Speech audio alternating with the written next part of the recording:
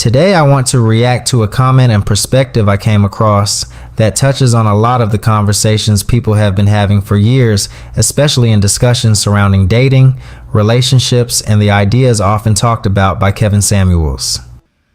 Hello. Miss Underwood, how are you? Hi, Kevin. How are I you? do well. Can women be single too long? Okay, so here's the thing about that. I swear I feel like you were reading my life. Okay. Um, when it comes to women like Tracy Ellis Ross and myself, Mm-hmm. it comes down to with her, it just boils down to the fact that we know what we need to do. We just don't want to do the work. We've been single for so long. You get used to your space, you get used to your Mm-hmm. freedom. And then the thought of getting in a relationship and losing all of that, along with the other things that you said, it just feels like it's just too much. Okay. And then you want a relationship, but you want it. You also like I'm very picky. I will admit I'm picky. I think she's very picky. Oh yeah. Um, you want the perfect guy, right? And you're not finding it, or you're just everything about someone just turns you off immediately. And it's more of a self-defense mechanism because really you just don't want to give up your time and your freedom. For me, Mm-hmm. it's a little different because I was married once. Um, I went through a tumultuous marriage and divorce. It took me 2 years of therapy to deal with that. Then I met a Henry, and that relationship fell apart. Okay. And then I found myself being diagnosed with cancer. Uh-oh.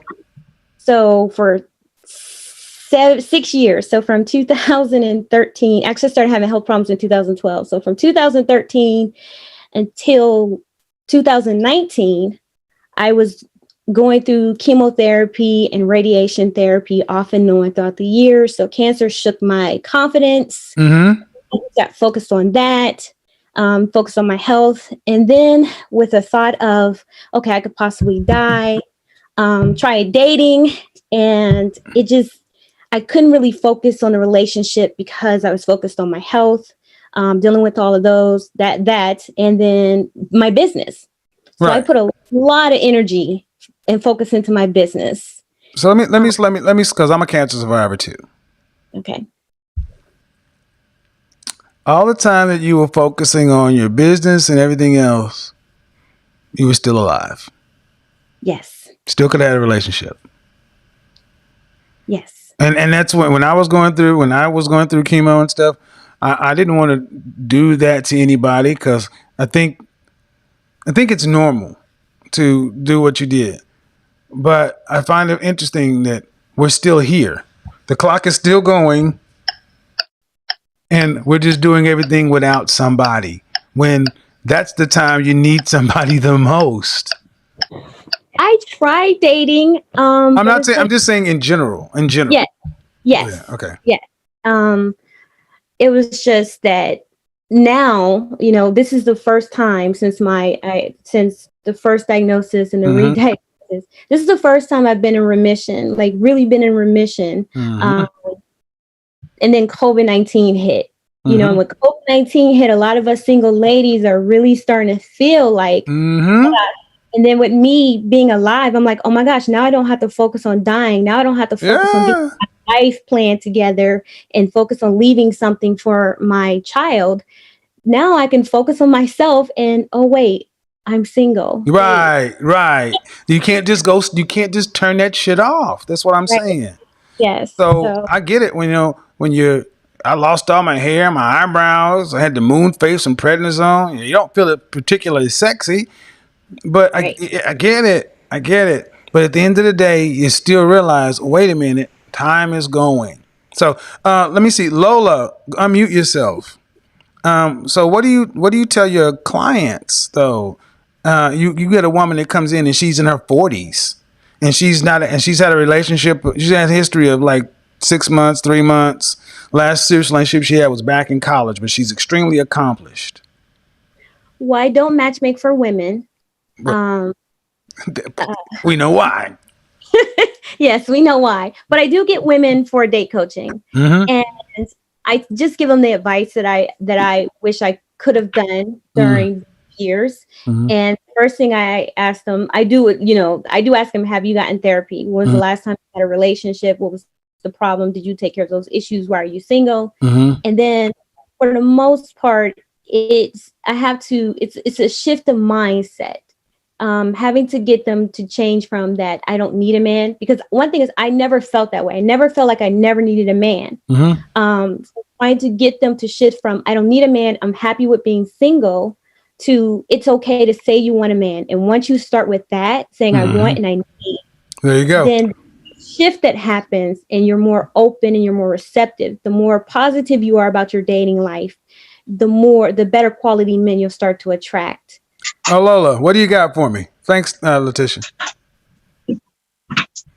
So, hi, Kevin. Hi. First, I wanted to say congrats on the brand deal. Brand deals are good. And yes, congrats. I believe, yes, you can be single too long. From the female perspective, you could be inclined to work on yourself, heal from previous relationships, heal from your past period, advance your education and career goals. But as a person who's been single, but I have had like non-committal relationships, it's been a rough road. It's a Like- what? It's been a rough road. What's been rough? Being single? Yes. Okay. I- You want to share with us how old you are? Yes, I'm 43. Okay. So you're in what I would consider to be no man's land. No man's land is age 36 to 60, where there are like no good men in sight. That's what many women say. But it's difficult to date in the 40s. Yes. And I was taught to get an education. And so I did. And I graduated top 1% in the country in my graduation year. Well, go on with your bad self. I landed a career. After a few trial and errors, I finally got a career that I can be proud of. Okay. I have a position that I'm pleased with. But my Prince But Charming, nobody to share it with. that's absolutely right. Do you have a dog or a cat? Both. You got a dat or a cog. God damn. So here's the thing. So let's just play this forward. If I met you, I got to come in and deal with a dog and a cat. I'm waiting for the dog to die, really. I'm just kidding. but that's the thing. I got to come in and deal with a dog and a cat. Mhm. So you invite me over to your place because you don't want to come back to my house because it's that night. It's the night where we're going to get it in. And you're more comfortable in your space, right? Right? All right. So you invite me over and I'm in my suit, wearing my Rosia Dub, and as soon as I come through the door, I got Fido rushing me. Well, Right. I'm going to put him in one of the other spare rooms. Okay, but all right. So you're going to already plan to have that done. And the cat, you really can't put in the room. They just doing their thing. Mm-hmm. But you know that dogs sense when somebody's open. They start making all that noise. They like kids. They trying to, hey, you trying to get with my mama. See? No doubt. No doubt. I have to give him a treat, make sure he's already gone out and did his business. Exactly. And again, and that kind of messes with the mood, mess around. Let him try to eat one of my boots if you want to. I will give you a bill for them Tom Fords. Here you go. And see, and I make jokes like that when I made that whole thing, buy a dog. And I was like, because we get things to fill our lives as single people to can we just be honest? We can. To assuage the loneliness. That's what it's there for. It's to assuage the loneliness. I got something living in my house. But then when something living comes along, I'm like, damn, I can't even get with you because it smells like dog and cat in here. Yeah. I mean, that's honestly, that's what a lot of guys think, man. Yes. And you're absolutely right. And I actually started thinking about that. Mm-hmm. My dad passed away at a young age, so I tried to gain as much knowledge about men as I possibly could while he was still with us. Right. And my mom, I love her to pieces, but she was in a space where she pushed education over relationships. She was a former model, so she taught me how to walk. So you can attract it, but you can't keep it. That's absolutely right. Well, let me tell you one of the things. Let me give you a little advice. Ditch the pets. I know it sounds hard. Get a fish. Keep the cat. But no, I'll back up then. Don't get rid of your pets. But they do count, though. I'm not gonna lie, they do count. Have you ever? What was the longest relationship you've ever had? 7 years. How long ago was it? A while. At least 10 years. 10 years ago. Has he moved on? Is he married or anything? I moved out of state and I did not do long distance relationships. Okay. So my question is, it's been 10 years. Mm-hmm. Who left the relationship? I did. Why? I didn't feel like long distance relationship would work. I think I would be concerned about what was he doing. Well, of course, before I would ask if it's 7 years, why didn't you guys just get married in year 2? Well, he confessed that if I hadn't moved, he would have. That's what he said. That's bullshit. That's what he said. Hold on, okay. So my ultimate point was to ask him what it was like being in a relationship. But see, ladies, you need to stop doing these long 7-year relationships. Don't give a guy 2 years. You need to give a guy 6 to 12 months up with the knowledge that you want something up front. Because what I'm hearing is you could have been married 5 years. And it would have been better to be married and divorced than have a 7-year relationship that went nowhere. Because unless you guys lived together, had things in your name, you still didn't learn how to be with somebody at a different level. Does that make sense? Absolutely. Here's the thing, Kevin. Can I go deep for a second? Go ahead. I was the type of young lady who collected men or boys. What? Yeah, I kind of collected boys. Collected boys. Yeah. Okay. Well, I started out as a teenager, so boys, and then made my way up to men. So what I mean by that is I went after the quarterback, captain of the wrestling team, most popular guy in school. And I didn't really care about them. Mm-hmm.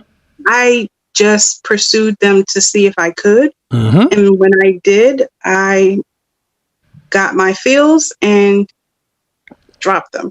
Right. So men were utilities. Mm-hmm. And that was a vicious cycle that went on until I hit 20. Okay. And I decided to stop neglecting myself and my self-worth. I felt like I was giving too much energy to them and wasn't getting any fulfillment. Right. And so then I decided to focus on school. So let me say this: that have you had a therapist yet? Yes. All right. I'm getting hammered from all sides about these pet comments. But ladies, I need you to look at what the guys are saying in the chat rooms, because you got to understand, you ladies. It's like, well, I'm a single woman, I'm alone, a dog is protection, and they're all that. But it's also a kid. It's also a kid. You got to get back home to let the dog out and do all this other kind of stuff. It messes up the flow. You know, when you're trying to get to know somebody, and then that dog still is there. And if you've ever had a dog lick your leg while you with something, look, ladies, I'm sorry. Pets are little people. So look at what the guys are saying. So At 43, I would ask the question, sounds like you've had there's therapy's always good. Um, but if you've always looked at men, if you collected them because you could, it sounds like you may be an above average looking woman. And most people would probably say if you've had the ability to collect men, it doesn't make any sense to why you can't keep one.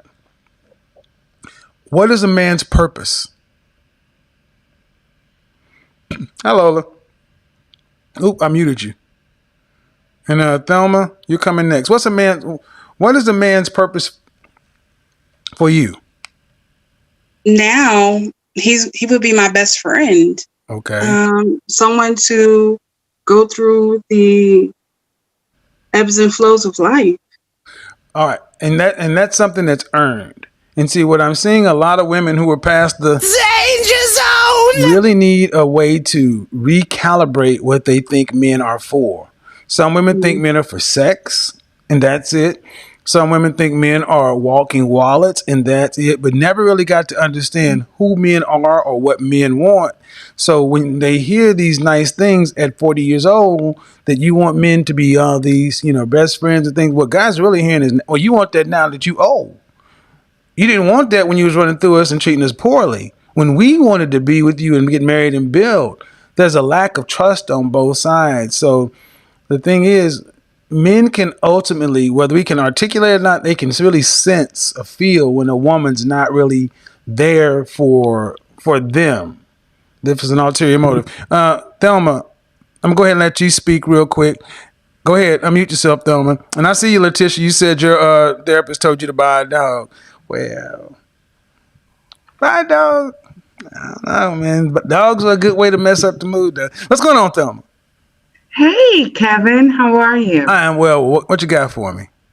Well, I just kind of joined on. I've been listening to you for about a couple months, I guess. Uh-oh. And decided tonight to actually join. And I actually love the show. I've tried to introduce you to a couple of girlfriends. And, yeah. You can only imagine. So they watch me. I don't know. A couple have, I guess, because I've sent them links to your video. Yeah. And I'm like for you. I'm like with you. I think you're doing some. What a lot of women do when they introduce me to their friends are usually shocked by the content, but they tend to come back and they'll kind of start binge watching me for a minute, and they won't talk about it. But it's like, right. I mean, it's kind of like there are a lot of guys who talk shit about love and hip hop and all this other stuff, but then these guys be watching love and hip hop. I don't watch this shit, but you know what I'm saying. So, but why? Yeah, why don't my girlfriends will actually watch Love and Hip Hop. Right. But why? When you let them watch me, what was the main objection? Well, they don't like how you talk to women. They think that you're kind of mean. And I'm like, he's just telling the truth, He really is. And well, obviously these women are single, right? Well, one is married, and the other one that I constantly debate with is single. Okay. And basically she's like, the one that's married is like, I just don't like how he's bashing women, and I think he should be softer. Right. I think he should be kinder. And I'm like, well, that's not entertainment. First off, that's not a man. That's not a man. You want me to put on a dress and high heels? No, thank you. But okay, let's get to you though. The subject is happily single, but open to high value men. Can you be single too long? Damn, I can hear that from the street. 31st floor, you can hear all that noise. Can you be single too long? Can you be single too long? Well, I have to tell you my story. I was married for about, I want to say 27 years. Wow, right? Right. And recently divorced. Okay. So I'm back out here. Uh-oh. So What age did you get I, married? hmm, What age did you get married? I got married at 21. Okay. So you're I got back out married here. right out. I graduated Spelman College in May of 1990, and I got married So in without getting too deep, Mhm. why did you guys split? Well, I think we kind of grew apart. I know that's like Who kind filed? of like Who a filed? cliche Who filed? answer. Who filed? I actually filed, and Mhm. I've been listening to you about, Yeah, you you better go know, back. women filing. I You know. better go on back. I'm gonna be honest with you. Let me just because if you've been with somebody for 27 years, that's longer than you've been. That's longer than you've been single. Oh, totally This dating longer than market. I've ever been single. Well, the thing is, this dating market. Um, It sucks. well, It here's does. the thing. Very practically, if you grew apart, then that's on you. Because I'm not talking to him. I can't. That's on you. You shouldn't have grown apart from your husband, and you don't fix that by trying to go find another man. You find a way to grow back with your husband because out here, you're just another single woman on the dating scene, and a man here is a 27-year marriage, and first thing he's like is, she's for somebody else. You're a customized ride for someone else. Or maybe you can find a widower, somebody who's been in That's a what I'm thinking. Yeah. right. But if you guys fell apart, I mean grew apart, there was nothing like there was no abuse or everything was anything. We had the best Did you friendship. guys He's try a therapy? Morehouse man, Did you guys and did you guys try therapy? we did. We did.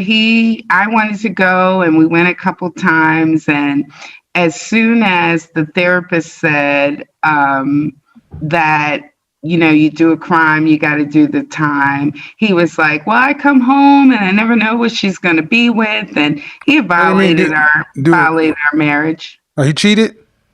Yeah, Okay. like Well, several times. But well,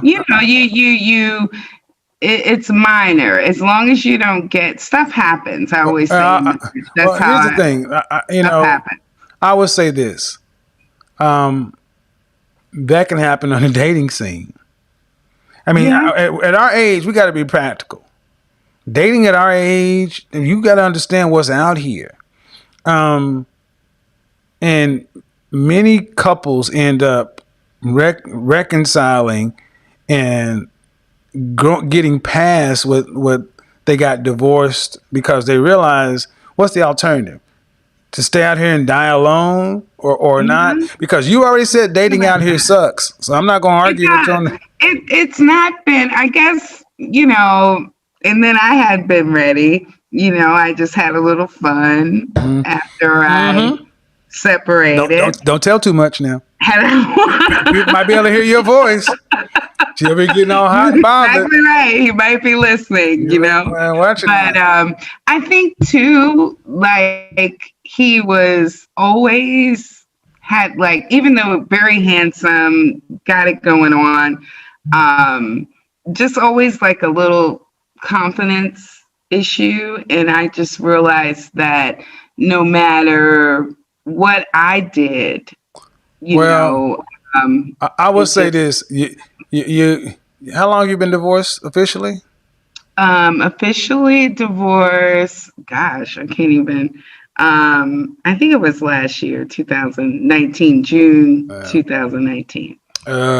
Officially, I'm just gonna say it. but separated for like 4 years, three years. In your 40s or 50s. I am. I'm post coronavirus. I know. I'm just saying, man. Hey, know. maybe what was so bad ain't that bad, Yeah, I think about that. I go back. I and would forth tell with you. that. I'm gonna tell you. I have women telling me all the time. You tell women to go back. Yes, because it's better to be with somebody you at least. Hey, man. I mean, Anyway, that's another broadcast. But I appreciate you calling in, sis, and get your friend to watch. Pour some wine and get I over will. there. I will. Thank I've you, already Donna. had a couple glasses. So. All right, then. Bye-bye.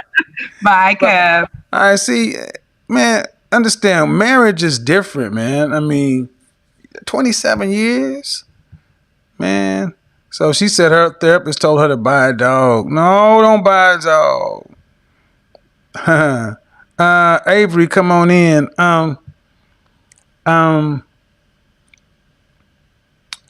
Here's the thing about pets and friends. Anything that fills up your life. Let's put it this way. Remember when you were a kid and your mom was cooking Thanksgiving, you cooking dinner, and you used to ask who you want some candy or this or that. Your mom would say, no.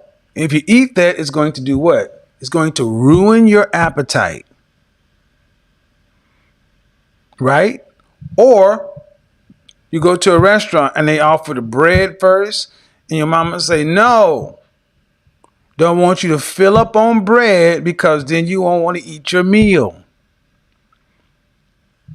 One, too many friends, especially male friends, can ruin your appetite for your man because you're getting your masculine, non-sexual attention from your male friends. And he's not going to want to come compete with that. He's going to be like, wait a minute. You got masculine energy already? Well, that's my space. And then you have masculine energy and no sex. So you tend to be closer with them. And the dude be like, what? This is awkward AF. Or your pets. It's like, well, it's going to fill up that space, so you're not going to want your meal. And I get it, but this is what a lot of guys say, ladies. And you can look in the comment section, and guys are like, yeah. And we're like amazed that you guys don't understand this, but it just goes to show that you're not thinking about it from the guy's side. Avery, your microphone's not connected. Go ahead, Letitia. Oh, I was just going to say, yes, my therapist did tell me to get a dog. That's because after my divorce, I was very anxious about getting married again. So, because I love being married. Unfortunately, we got married very, very young. Right. We were in college and we wanted to start having sex. So we got married. And unfortunately, it didn't work out for us. And I had to leave for safety reasons. But I loved being married. I loved having someone. I knew and understood that my purpose as a woman was to serve man, and I needed a man. So my therapist, who was a man, said that was not normal, that was abnormal, and that I needed to get a dog. He said it was abnormal that you wanted to have a man and serve a man? Yes. Okay. He said it was abnormal. How did you find this therapist? How did I find Well, first off, are you a Christian? Yes, I am. Was he a Christian? No, he was not. There you go. This is why it's so important to try out different therapists. You know what? Actually, at the time, while I always believed in God, I was not a believer. So yeah, I was not a believer at that time. I had my You're having a problem with the church or God? I was having a problem with God. Okay. There were things that happened in my youth and in my adolescence and things that I was having a problem with God. So lots of people in the Bible had a problem with God. Yeah, I had a problem with God. Me and God have wrestled many a night. I was pretty pissed off at him for a long time. Yes, and I had a road to Damascus moment. Exactly.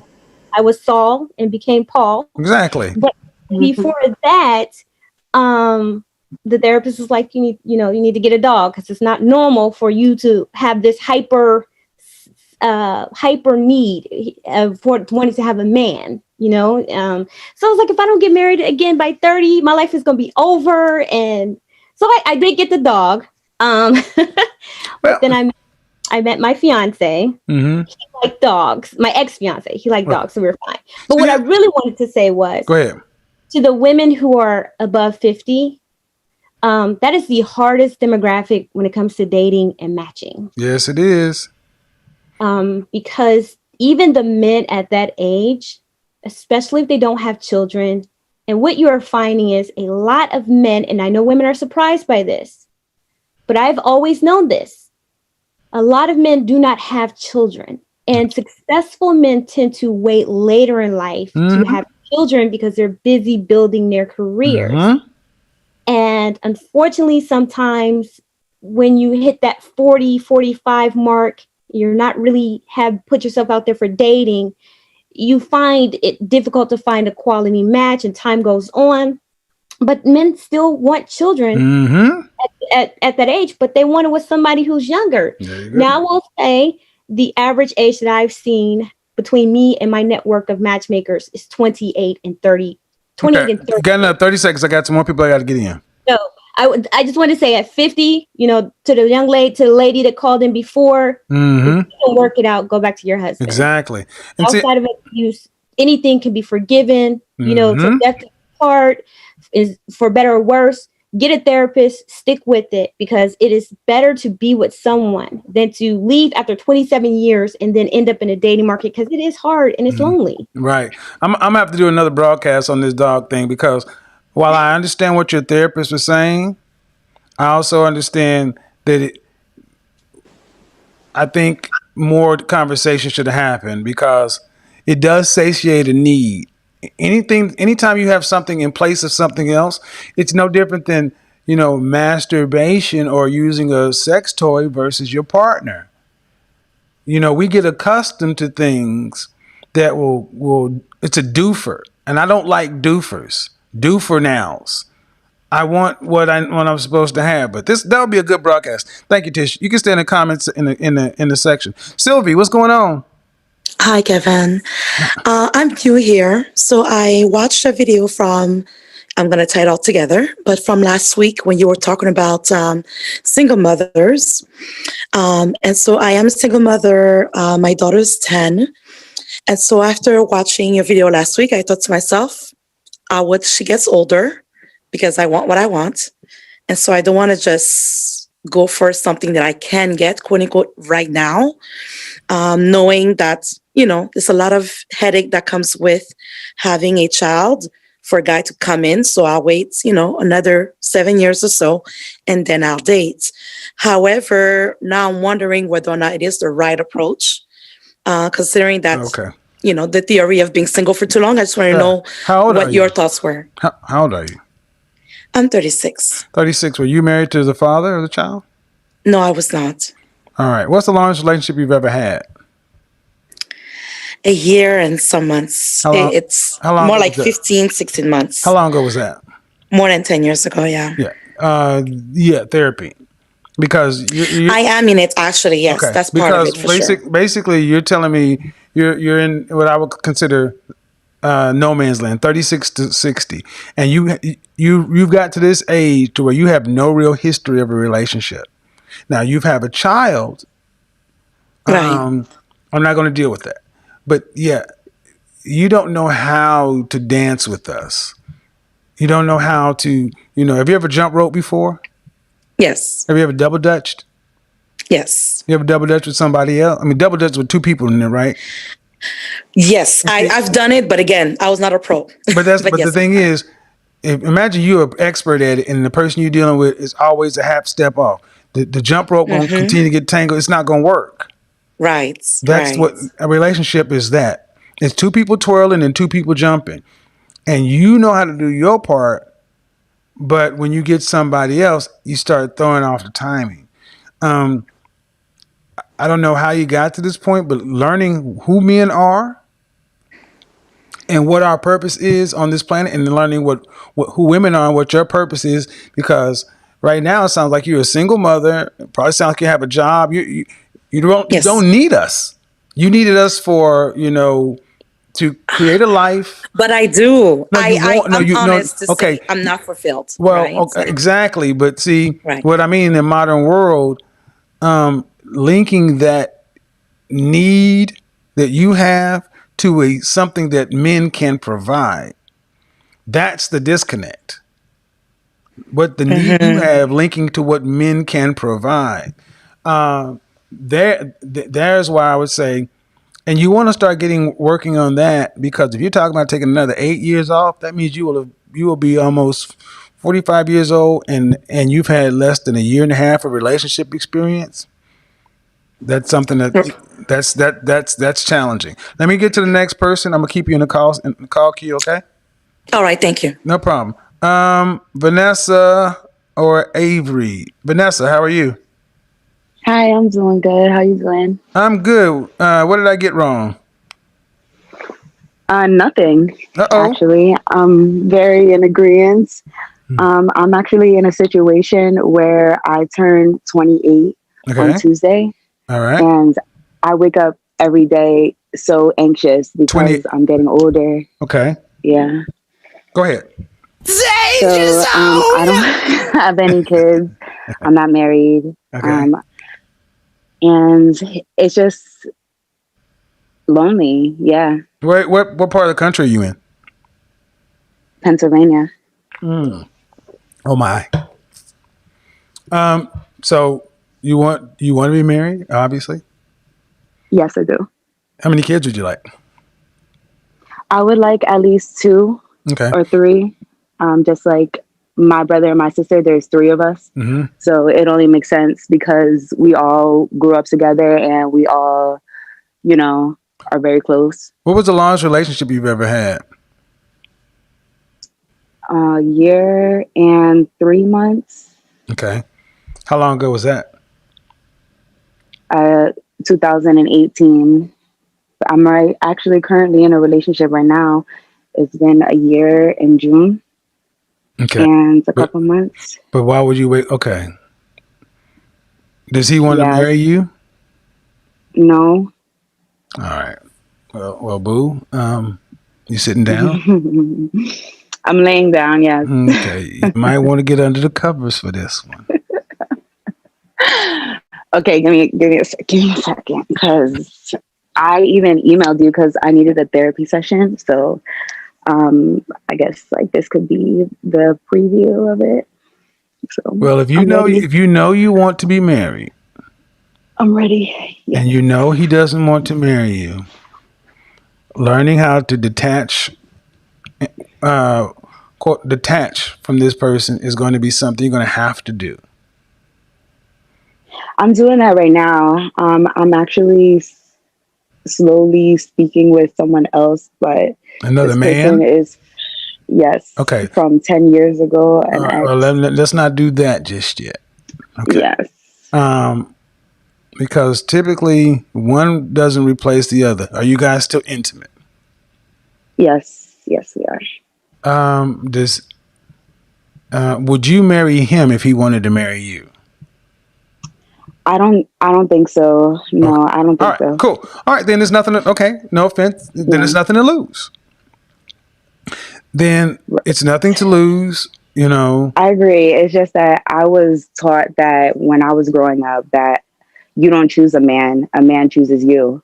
So that's fine. I'm not really being chosen. Like I get asked out and Well, but here's the thing. But you got a lot of things going on. Mm-hmm. And the first error that you can't make again is getting involved with a man who does not want to marry up front. You ladies need to start saying this up front. I want to be married inside the next 2 years. Okay. Everybody you date, first conversation.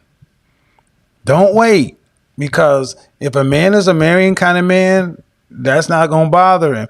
And if it's, how the wind blows, because now you're in a situation where your feelings are involved, your sexuality is involved, and it's hard to extract yourself, so much so that you're going back to a man you had 10 years ago to help you extract yourself from this sticky situation. Ooh. So you got to get out. Are you guys living together? No. Good. He has to know. Does he know that does he know this is going nowhere? He knows you want to get married. He knows you want to be married one day, right?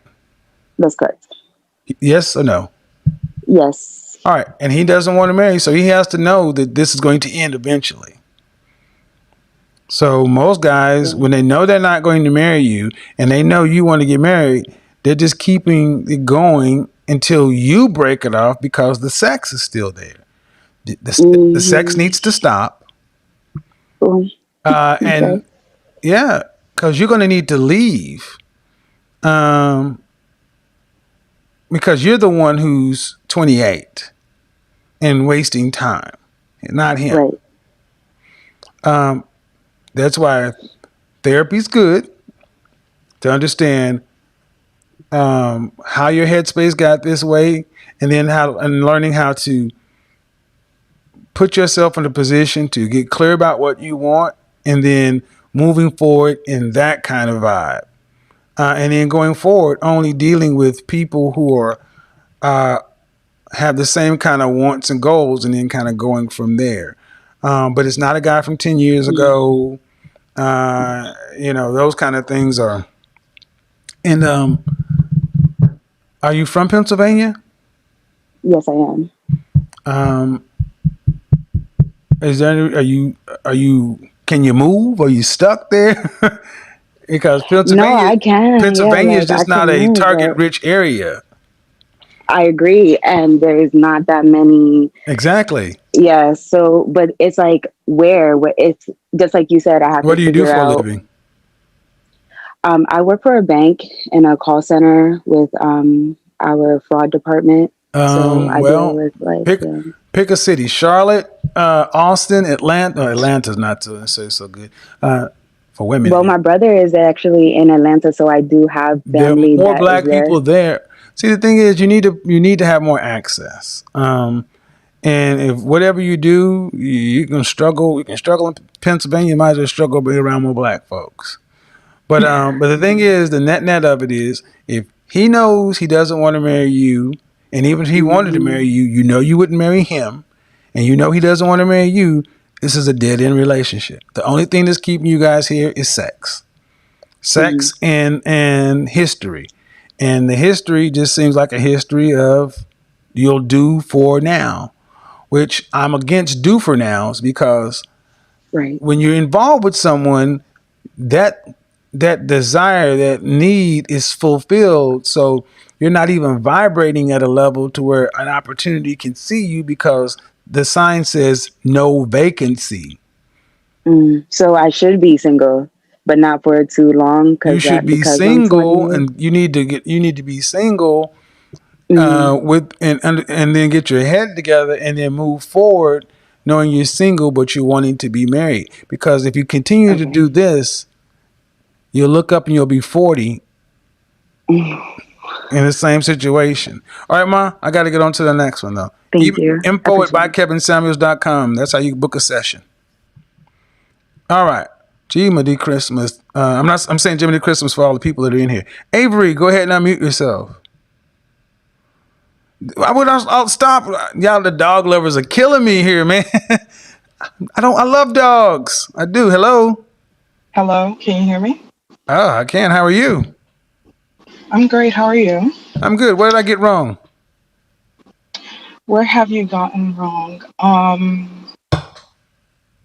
mean, I do feel like a female can be happy single.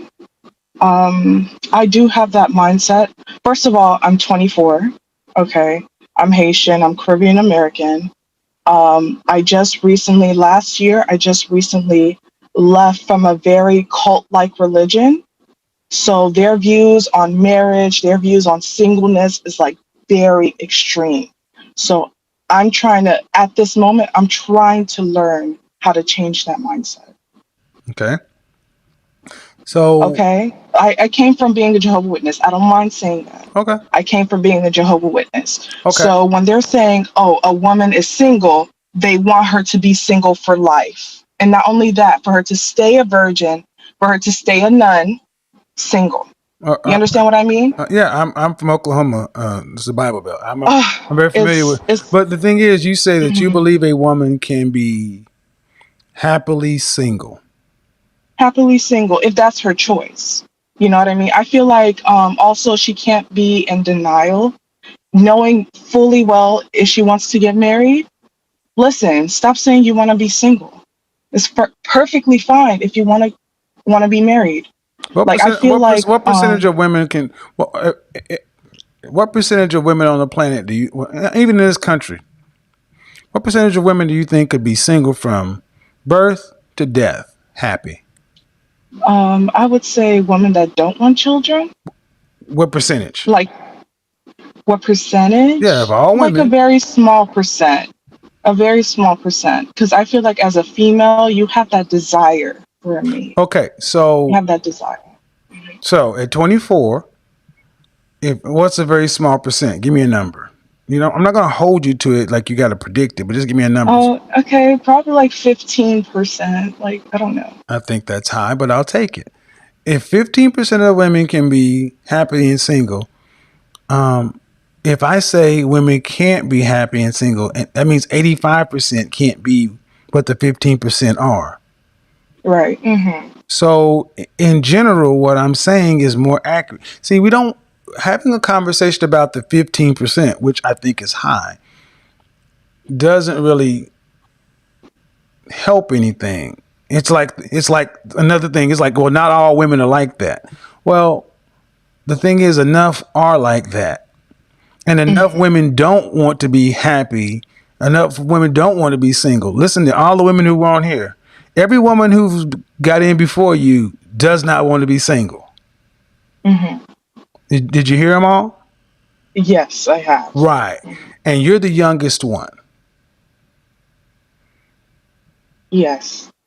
So I would say, listen to what the older women who've lived life and are telling you they're not happy single because you are 24 and you came from Jehovah's Witness. You're still trying that. I mean, I can understand trying to find yourself, understand what it all means. But at the end of the day, life is about people. And the Tracy Ellis Rosses of the world, that woman is earning far more than most women earn in a lifetime. So she has the financial means. Right. Where she can have that sort of mindset saying like, oh, I'm perfectly fine being alone because financially she's okay. Right. So, right? Yeah. Mm-hmm. So, well, I will say this, that I do think women can be happy and single. I just think, like you said, that's not being in denial, because here's something. Once you are single for so long, you are not cut out to be with anybody. And after you're single for so long, there's a biological clock that's out there and your eggs do what they do. So, thanks for calling in. And, I'm glad you got out of that quote unquote cult. Oh, yes. Yes. All right, Mom. You stay safe, sis. Bye-bye. Gosh, dog, that's the long... Hey, Cassidy. Hello. Hi, Kevin. How are you? I'm well. How are you? Are you in the office? It's my home office. Okay, cool. Looks like the home office was made by Chanel. Pardon? Looks like the home office of Chanel. Oh, thank you. So what did I get wrong? I don't think you got anything wrong. I think that women can be single too long. I am in the danger zone. I'm 30 years old. Okay. Let me say something real quick. Ladies, the danger zone is not an insult. It's just something that I want to focus your attention, that you can decide to have your life go one way or another. It's like the yellow light at the intersection. It's not a diss. It's just say, hey, here's where it is. Go ahead, Cassie. Okay. Well, yeah, thank you. That's how I took it. It's more of, I have watched a few of your videos, and because I've decided to start dating recently, and it's a wake up call, like that yellow light. It lets you know, hey, you need to pay attention to what's ahead. What I did want to say is, I don't know if it was addressed because I came into this segment like halfway through, maybe. And it's sometimes women in the time where we are in our prime, like 22, 23, 24, we're not ready to be in a relationship. That's what I think happened with me. Yeah. Go ahead. Speak on it. Oh, and what I did was, I came from divorced parents. They have a good relationship, and I know my father very well, but I just didn't feel like I knew how to love a man. I didn't feel like I knew what I was doing. And so hearing all of these Black women around me saying, well, go find yourself, go work on your career. And I was like, okay, yeah, let me do that. And, it's been fulfilling for some time, but I started going to therapy, and it came out where it was like, okay, you might have some attachment issues. And after I worked through that, now I'm in a place where I'm like, okay, I have to be very intentional about dating. Well, what part of the country are you in? I'm in Chicago. Okay. Well, the thing that you was talking about, there are a lot of women who are not necessarily ready in the prime marriage years. That's a very good point. And it happens. But I think you also know that you're a pretty woman. And I do okay. Yeah, and that's a pretty girl problem. That tends to be a pretty woman. I'm going to do a show on pretty privilege. And see, the trick for pretty women is different, because pretty women. Did you ever read Charles Dickens' Great Expectations? No, I haven't. Okay. There's a character, everybody go Google Miss Havisham. Miss Havisham is a tragic character because she lived the rest of her life after her fiance died. She lived the rest of her life in a wedding dress. Pretty women, 8s, 9s, and 10s, women who get into VIP and all this stuff in their early 20s, get exposed to so many men from this end to that end. It's like an overabundance of choice. And especially if you don't come from a place to where you value marriage or relationship as early on, it's almost like a mixed blessing. So I find more pretty women in the danger zone who are trying to wake up right where you are, and this is a critical point for you. So when it makes a lot of sense when you said in my 20s I really wasn't trying to do that, because the pretty doesn't run out. I mean, you're pretty in your 20s, you're pretty in your 30s, you're pretty in your 40s, and that's your experience is different than most. So what I'm saying is what you said makes sense. So go ahead. So I guess with that, it's like you spoke on not having the practice of being in a long-term relationship. And I mean, you hit it right on the head with there have been a lot of suitors and being like, well, I don't really value this. I don't know what I'm looking for. Oh, you're not the right fit. I want to keep focusing on work. Of course. And I realized, like, I've had, stints of relationship. And I have good relationships with my brothers and with my father. And I was taught to serve them. I was taught to make their plates. And do you have lots of male friends? I do, but not in my direct vicinity. Mostly women. Okay. Mostly women. Cool. Go ahead. I have a few good ones from like high school, but I guess now that I'm dating now, I went on a date on what's today?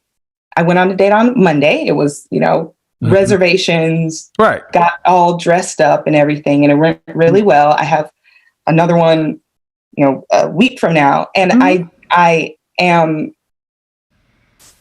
Go ahead. Tell the truth. Go ahead. I want to make sure that my picker is right, because I am trying to be a high value woman. Like, get it? I need to do this show on pretty privilege, because you guys. Maybe I'll come back on that one. Well, because you guys are in such a. No one really understands what you guys go through, because they'll be like, "Oh, these aren't problems. You're having problems picking between guys who take you to reservation restaurants." Yes, and it feels like it's not it's not something I should be saying is a problem, but it is, because because at the end of the day, he's still a person, and if you pick wrong, you just pick a guy wrong who's higher level, who has access to more money. It's a problem. And this pretty women exactly. I got to do this show. I've been toying with it, but as someone who's accustomed to dealing with beautiful women, And I've heard, like I said, that's why I could feel in a lot of the story you're saying, because I can sense the tension. And the thing is, what I think you're saying is ultimately, I'm back out here. I have access to these men that I've always had access to. My headspace is different now. Now I want something that I didn't think I wanted even 5 or 6 years ago. But now I want to make sure that I pick right, because I don't want to go down the path of getting a wedding ring, which I could get, because then comes a baby. Then comes 2 babies, and then next thing you know, I'm in a bad marriage, bad relationship, and I don't want to be a divorcee out here And on the then dating start all market. over. And then your Godfather understands. Trust me. So what I want you to do is I want you to email me after this show at info@bykevinsamuels.com. I think I want to have this show because I think it's an evergreen topic. How to make sure your picker is right. Because here's one thing. Let me give you something, sis. The kind of men you have access to, you're gonna have to end up. You're gonna have to pick. That's what it's gonna come down to, because you have an embarrassment of options. This man is a multi-million-dollar lawyer. He's a hedge fund manager. He's an athlete. He's this or that. You're gonna have to pick.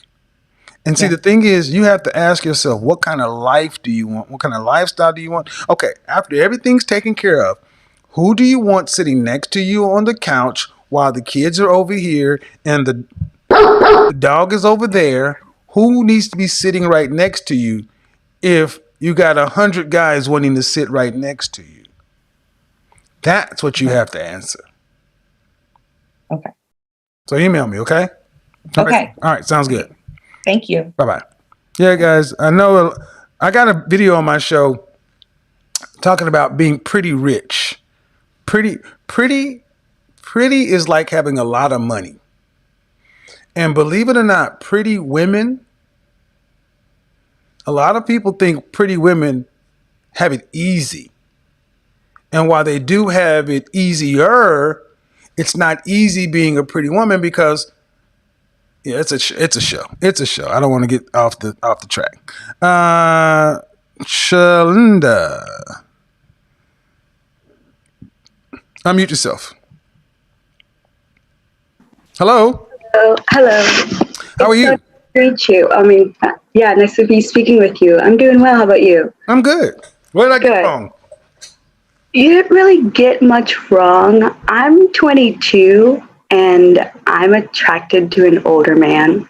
He's 51 and I've just been with him for like about 2 years now. So it's like a year and 7 months. And I'm having difficulty whether I should stay or whether I should go, because in the What happened? What just happened? Hold on. Something just happened. Whoa. Hold on. Go ahead. Okay. Do you want me to start over from the top? Yes. Don't know what just Okay, happened, but it did. so- You got up. You're 22. Yeah, He's 51, all right. Yeah. Mm-hmm. and you don't know whether you should stay Getting, or like, go because day one. what? Because day one, he was like, I'm going to quit smoking. And now a year and 7 months later, almost 2 years, and, still getting nowhere really. All right. So do you want to if, get? Do you I want to get wanna married? take- I do. Does he want to marry you? He says he does. Then And then he's what's been stopping- talking about it. Then what's stopping a He's 51-year-old? still smoking cigarettes. Hold on. 51-year-old man. What's stopping him from making you his wife a year and a half ago? He's still smoking cigarettes. Like he said he was going to Has quit he? in the very No, beginning. sweetheart. Listen. Has he proposed to you? No, he's just talk about it. All right, then pay attention, because you want to tell me about how bad he is with the smoking the cigarettes. What I need you to understand is you're 22. You were 20 when he met you, and he was 49. Is he employed? Mm-hmm. Yes. Does he do well for himself? I mean, he's an average person. He just works at a restaurant. He's not a high value man or anything like that. Fine. What do you mean he works at a restaurant?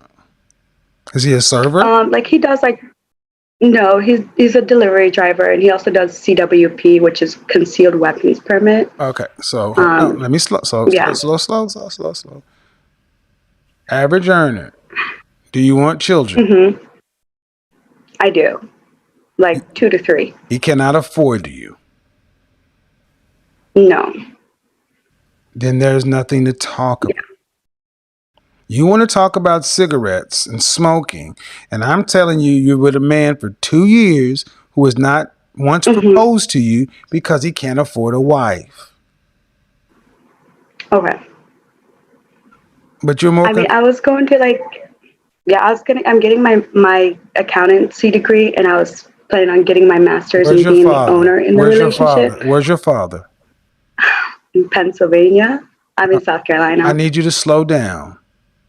You're too young, and you're talking about you want to go get an accounting degree? To do what?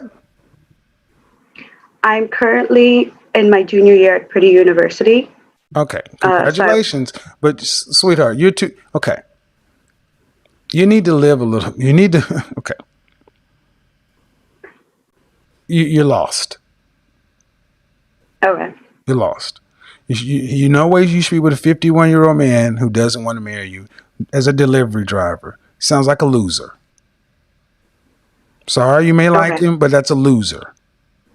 I'm talked about like going home and stuff like that for Thanksgiving, so I'm not sure whether to leave.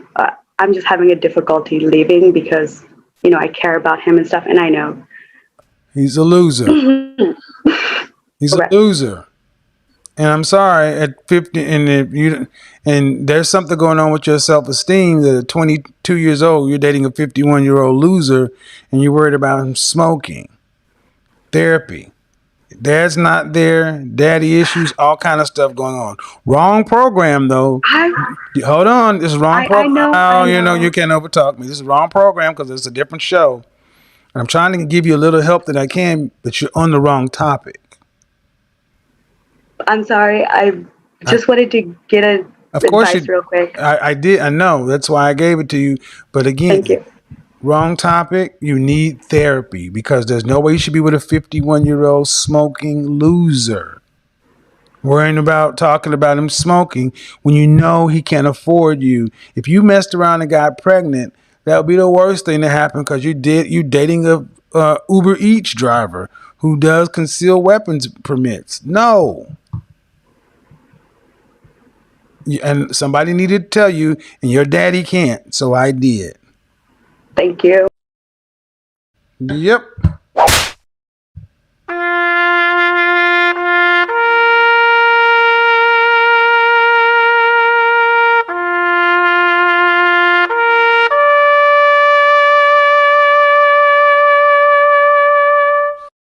All right, iPhone. Look, I mean, shout out to the caller, but you ladies want to talk about what you want to talk about. Nah, he's a loser.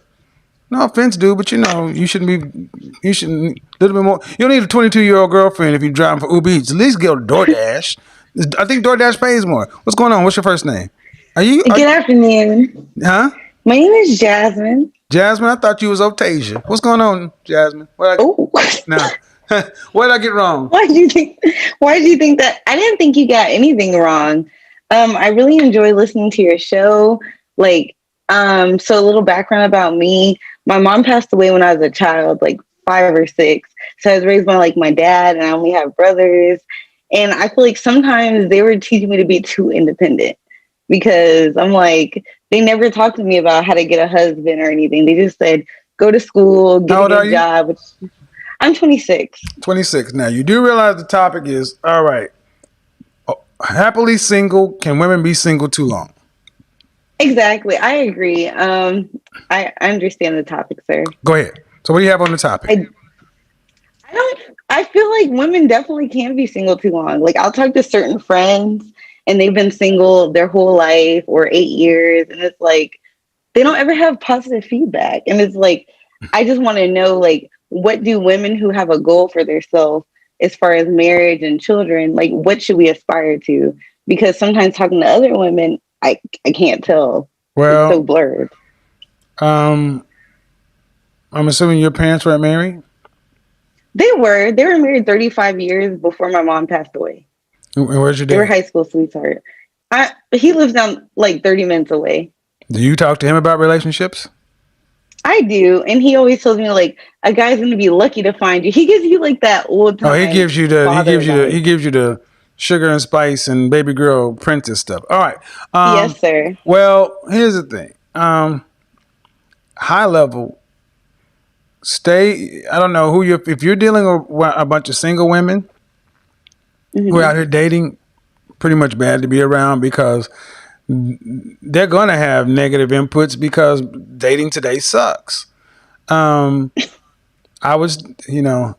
is where the church used to work really well, but you don't even have that anymore.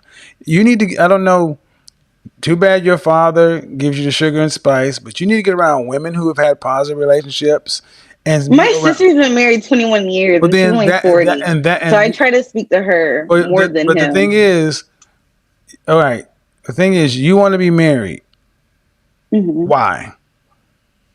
Because I feel like I'm more of a supportive person. I work for a Fortune 20 company, but I don't care about those things. I care about like making snacks for somebody, making somebody feel good. Oh. Like I don't really care about like the whole. Well, then let me give you this. And you need to, all you ladies who know you want to be married, you need to ask yourself what kind of lifestyle you want, and then you need to ask yourself what are the kind of men who can provide this kind of lifestyle, and then where do they go, and then what do those men want from a woman? It's very simple. Yes, sir. What do you want? Who can provide that, and what do they want from a woman? That's there's a big question, but that's how you can have to start it because it's too big to just kind of nail down in a show like this. But appreciate you calling in, sis. All right, we're going to go on to, we got, the whole call queue is full tonight. L, unmute yourself. L. Hello. First name. What do you got for me? Woman can be single for too long, and I think it has something to do with stuff that's spiritual. Okay, what do you mean? Give me an idea. I'm a Christian, so I believe in sometimes people need to get delivered from things, probably like in their life. Like if a woman is in her 30s, 40s, it's probably something spiritual that's keeping them, single, that's in bondage. Yeah. How old are you? I'm 24. 24? 24, yes. So basically you basically what some women said, basically I'm single at 40 because I got demons. Which possibly? Well, yeah. Like I don't know if you're familiar with like spiritual warfare and spirit husband and spirit wives. I was baptized at 5. I used to be over 3 different singles ministries, so yes, very familiar with the faith. Exactly. And do you know about like spirit wives and spirit husbands? Mm-hmm. Yeah, but here's the thing: the people who don't share our belief in Christianity, we can keep it in the spirit. That's going to be more universal. So, but the thing is, do you want to be married? Yes, I do. By what age? At this point, I don't know yet because I'm still in school. So I'm just waiting on God. Like I'm just walking in. No, hold on. Let me go ahead and lean in. Marriage is not a spiritual matter. No. Marriage is not a spiritual. Okay, yeah, wait on God. That is. Okay, but I'm waiting for God. When God sends me the person, when I'm ready. Because at this point in my life, I'm not ready. You just said it's not God, then you're going to say you're waiting on God.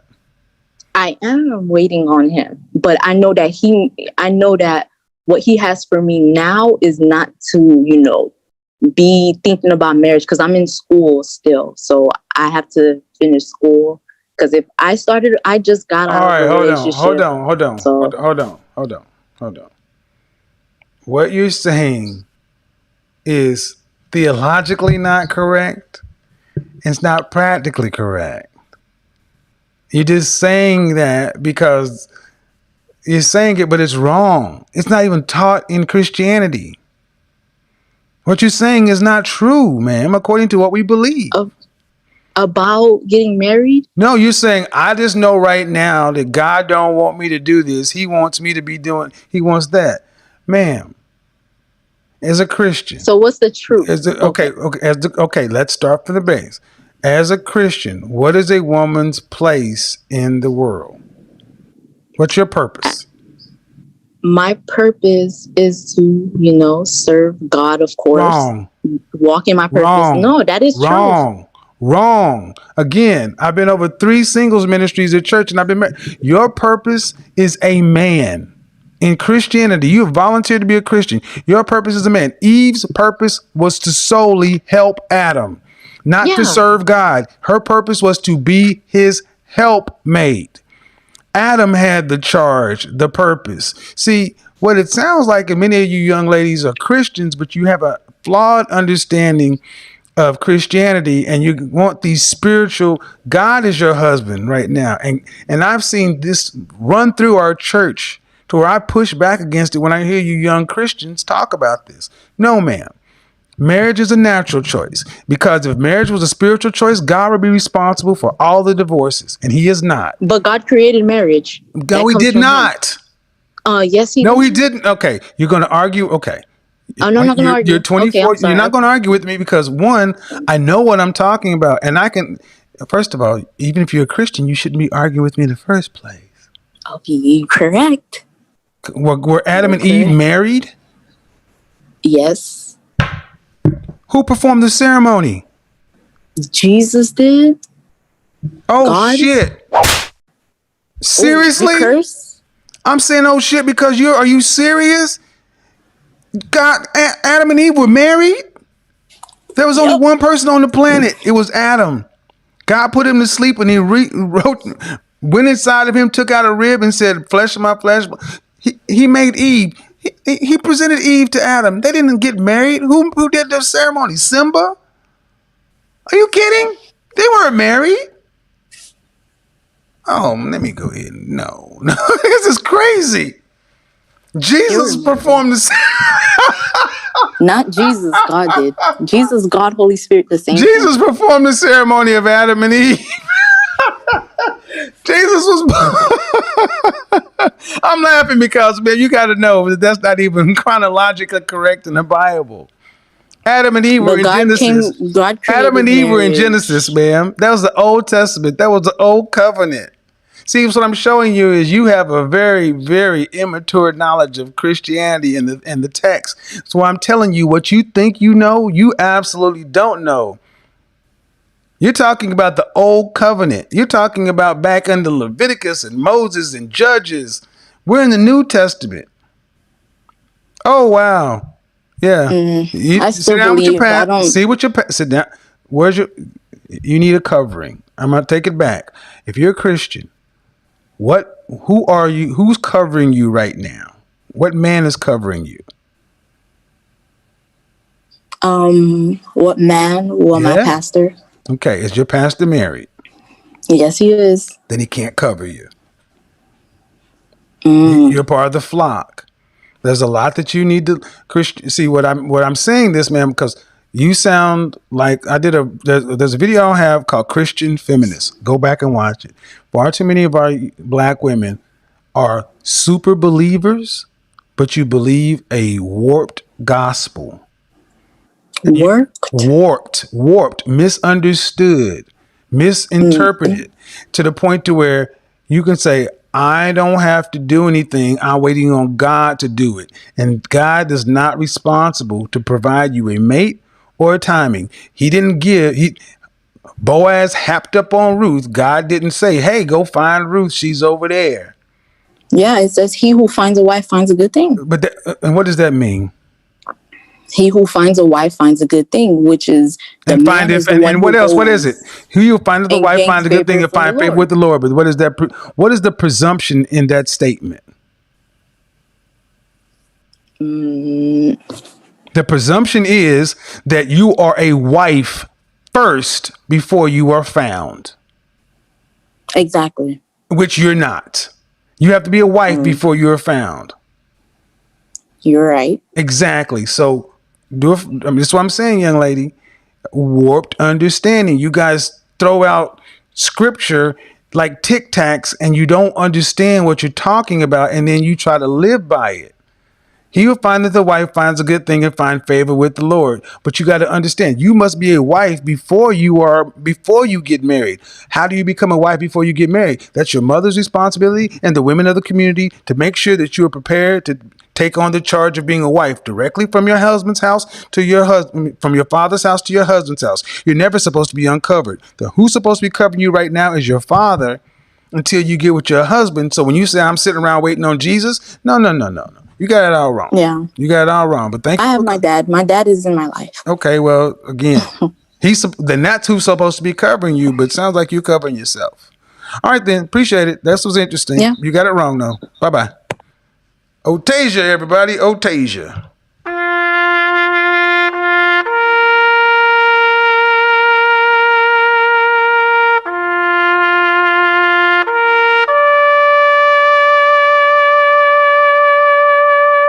Jesus performed this ceremony for Adam and Eve. Lord have mercy.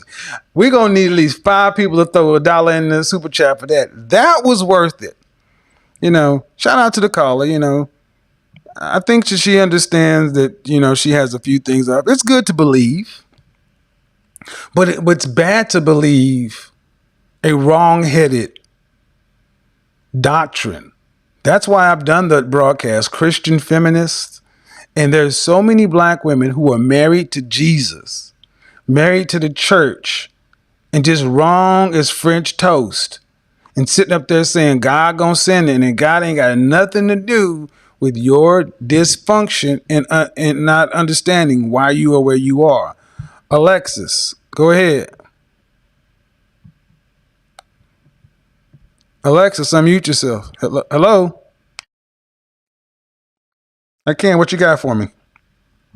Okay. Well, I was gonna say I agree with the topic that one could be single for too long.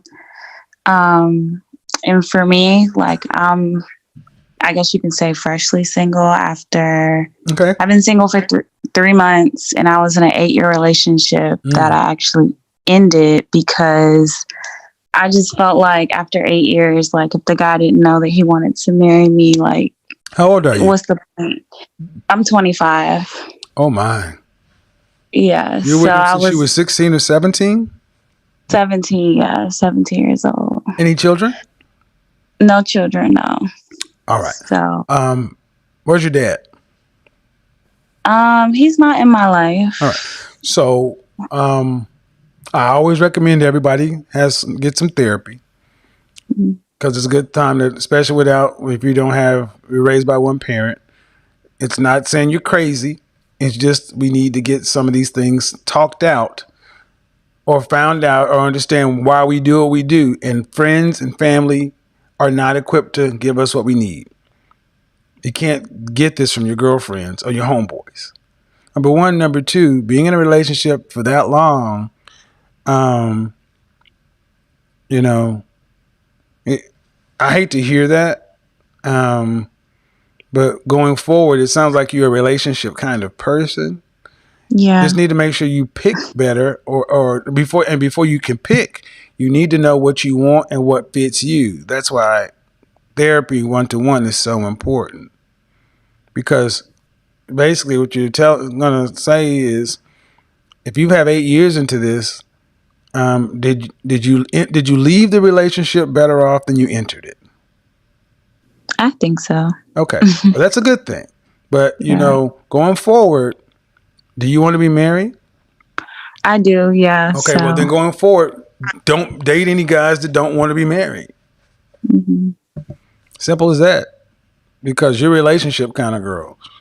And when we're relationship kind of women, it's easier for you guys to start making stuff up the guys never say. Right. That's definitely the plan. I'm trying to date to marry. Well, but you haven't even grieved your relationship. 8 years is going to take you at least a couple of years to detox from this. You can't go I for 8. know, So you got to slow down. And the but guy, I don't want to be too old. well, but understand something, Alexis. If you were good a guy for 8 years, do you guys still speak to one another? We haven't spoken to each other in 3 weeks, so 3 weeks. You've been broke up for 3 months. yeah. Be honest with me. Have you been intimate since you broke up with him? No, not at all. All right. But see, the thing is, he still has sway over you. If I were to meet you, I would not date you seriously because you were in an 8-year relationship. You've only been apart for 3 months. You have not healed. You have not processed. You have not learned. And that's what so many young women don't want to do. You don't want to slow down so you can speed up. I'm telling you I'm giving you good advice. It's up to you to decide whether or not to take it. Slow down, detox, do the work, come out better. Got it? So what about the danger zone? Well, I'm sorry, ma'am. I'm sorry. It exists. It's still there. But if you don't do this, you're going to keep repeating the same mistakes over and over again, not healing.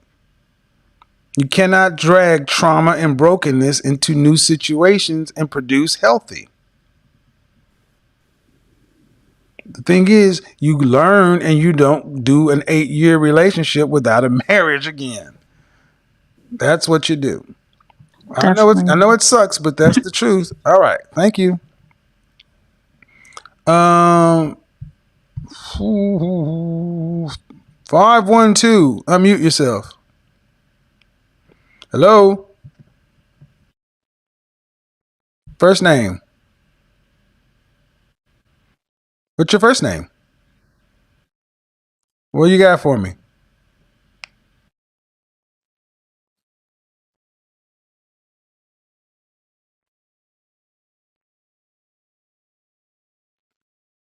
Okay. Hold on. The topic is, can women be single too long? Do you have something on that? I do. Actually, I have something on that also because How old are you? So I know who I'm talking to. 32. 32. Okay. You have issues bonding with men. Go ahead. Yeah. So when I'm single, I feel better. And when I'm in a relationship, I just feel suffocated. You feel suffocated? So it's like, yes. What do you mean?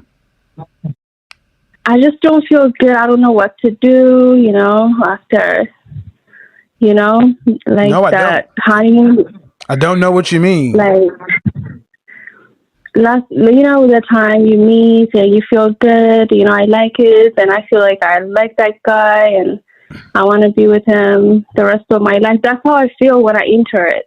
But after some time, I just don't feel like that. All right, well, let me explain something to you. Let me explain something to you. Paying attention? What you're talking about is the butterflies and the newness of a relationship. That shit is like new car smell. It's not supposed to last. It's like eating a piece of chocolate. Happiness is supposed to come in bites. It's not an eternal state. Have you ever drank before? Yes. Have you ever been drunk? Not too much, but I think I have. Okay. Yeah, being drunk is not meant. You're not meant to walk around life in that state. Mm-hmm. What you want, and if that's what you think a relationship, therapy, man. Because this is not, relationships are real. They aren't fairy tale butterflies. They are normal, repetitive, boring. Their text messages: bring milk, see you in a minute, running late. And if being smothered, meaning you have to be responsible to talk to somebody. What was that? If you talk about being smothered, I would say you need some therapy, because being with somebody you should not want to be happy 24 hours a day, 7 days a week, and then going back and forth with somebody should not feel smothering. All right. Thank you. I don't know what else to do with that one. Yara, go ahead. Unmute yourself, Yara. Hello? Hello? And Ken, how old are you? What do you got for me? So I completely agree with you and what you've been saying in terms of you can be single for too long. I think there's a sweet spot between your last relationship and when you should get back into it. Mm-hmm. I totally agree with going to therapy after relationships. It's what I did. I'm in a relationship now, but my previous relationship was about 2 years, and then I went to therapy for that. Mm-hmm. And then I made that decision of getting back into it. And I think a lot of women, what they do is they don't really take that step to go get the therapy and be like, okay, it's time now to like put myself back out there. And I think fear has a lot to do with it, as well as this whole like social media culture of, you know, we see all these couples together and they're super happy, and you think it's just going to be like that all the time. And unless that's what you get initially, you're scared that it's not going to be like that. So for me, the biggest thing was just taking that leap. And I think a lot of women are scared of getting hurt again, as well as the trauma from their previous relationship. So yeah, I think it's just going to therapy, getting over that fear. I appreciate it, y'all. How old are you? 23? Yeah. Very sage advice from a 23-year-old. Hope everything works out for you. Thank you. Bye-bye. Ladies, that's it. She said exactly what I'm trying to get you to understand. She had a relationship, didn't work. She went to get some therapy. Slow down. You got to slow down to speed up, ladies. You got to slow down to speed up. I know it's not what you want to hear, but if you don't, you're going to continue. You run the risk of making the same errors. Chrislyn, how are you? Good. How old are you? 30? What do you got for me?